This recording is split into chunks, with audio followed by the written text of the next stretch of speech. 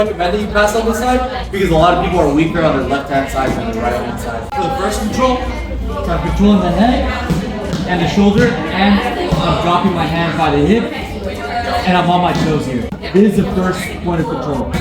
So in this position, as you can see, like I'm blocking the hip, controlling the head, and this is the first point of eye control that I want to go over. The second one, I'm still controlling the head, but this elbow is going to block the hip, and then I'm going to sit my hip by his hip. My head will be right here, right around his chest and shoulder.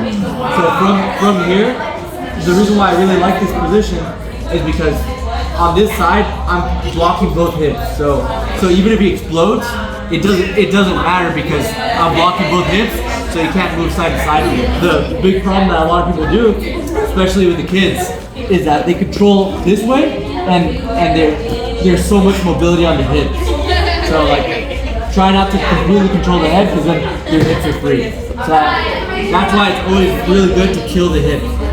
While I'm blocking the hip on this side and on this side, and I can chill here if I want to. And I'm putting a good amount of weight. So for the third one, I'm going to go over a situation where he already has the underhook. I'm blocking his hip with my elbow, and I'm blocking his head with my left elbow. In this situation, I'm going to step over the head, and I'm going to replace the right elbow with my left elbow. Right here. And my head's over. Now take that back step, now I'm here. So from here, you obviously can take it back if the different option you want, but we'll just end up here for today.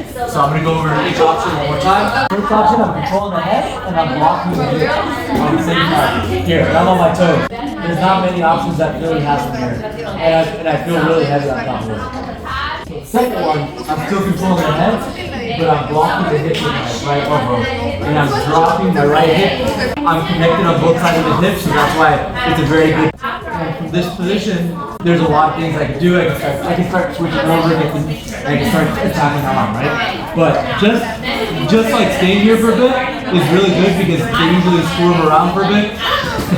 They try to bridge into you, they try to do all sorts of things, but it tires them out, and then it gives you an opportunity to start advancing. So for the third one, this time he has an underhook. So the common mistake that a lot of people do when they get underhook, they try to re-underhook, and obviously that doesn't work. You get behind. So if he's on the side of his hip and he has that underhook, I'm gonna block his hip with my elbow, and I'm gonna block his head right here. Now his underhook is useless. So from here, I'm gonna step my foot right over his head, just right here, and then my left elbow is gonna replace my right elbow. So I'm dropping this, dropping my head, taking that back step, then I'm here. So from here, you can do what you want. You can start passing this over, getting that gift wrap, you can take it back.